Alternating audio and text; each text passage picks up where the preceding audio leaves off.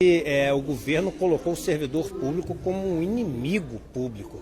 E veja bem que crime fazer isso. O nome é servidor público, é aquele que existe ali para servir o bem comum, para servir o coletivo.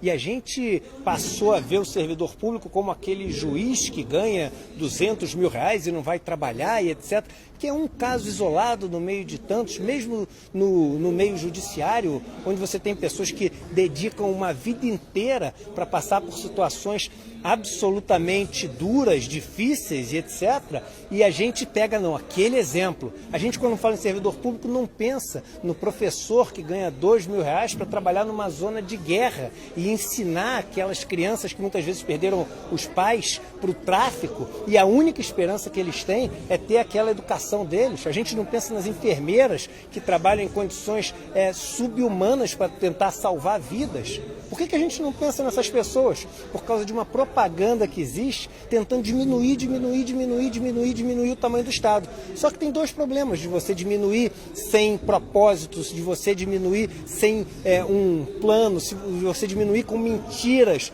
o tamanho do Estado. O primeiro é que a gente vive num dos países mais desiguais do mundo. E nesse país tão desigual, onde tem lugares que você precisa de 2 horas de canoa, 10 dias de barco para poder chegar, você fala o seguinte: é a iniciativa privada, é o livre mercado que vai fazer essas pessoas saírem das condições de desigualdade dela? É o livre mercado que vai entrar para dar saneamento, educação e saúde para as pessoas mais pobres? E quando for dar, será que vai dar dando para elas uma independência na vida delas, ou vai só criar amarras para elas ficarem cada vez mais dependentes, como os bancos fazem através dos juros, por exemplo? Um país que é cheio de escravos financeiros, pessoas que compram uma televisão, um sofá, gastam R$1.000, quando forem ver vão ter pago R$5.000 já de parcela e devem 40 mil e vão ter que trabalhar pro resto da vida para pagar juros de uma coisa que comprou. É nessa iniciativa privada que a gente vai confiar o futuro do país mais desigual do mundo? Então esse é o primeiro grande problema. E o segundo é o seguinte: a arrecadação vai continuar sendo a mesma. E aí o seguinte, o dinheiro vai entrar no governo. Já que não sai mais para tudo isso que a gente está cortando, a pergunta deve ser: vai para onde? Alguns vão falar: vai para os investimentos. Será que vai? Pesquisa bem se vai.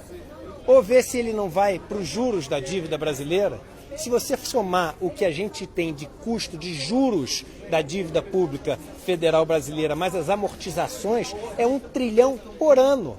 Porque não é só os juros, é o quanto você tem que pagar de dívida que está vencendo. R$1 trilhão por ano, que vai parar na mão de pessoas muito ricas, e essas pessoas muito ricas fazem o que com esse dinheiro? Compram mais dívida, para aumentar essa bola de neve e fazer com que esse sistema cada vez sugue mais o dinheiro, que principalmente vem dos impostos pagos pelos pobres, que são os impostos sobre consumo no Brasil.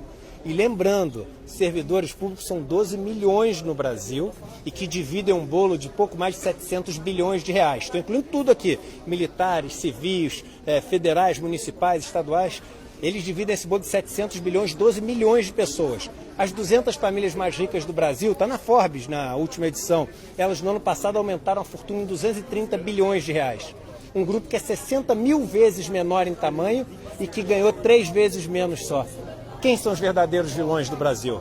Então, ao invés de demonizar o serviço público, vamos voltar a acreditar que o serviço público pode fazer desse país verdadeiramente uma nação com oportunidades mais iguais. Cobrar sim eficiência, cobrar sim a modernidade do serviço público, cobrar sim o serviço de qualidade. As pessoas já são de muita qualidade, mesmo quem critica o serviço público fala nos relatórios que, olha, a qualidade deles é maior do que da iniciativa privada. Mas, além de cobrar tudo isso, vamos valorizar. Porque são eles aqueles que não têm as amarras do mercado, que tudo que tem que ser feito tem que ter a justificativa do lucro, que podem fazer desse país uma nação.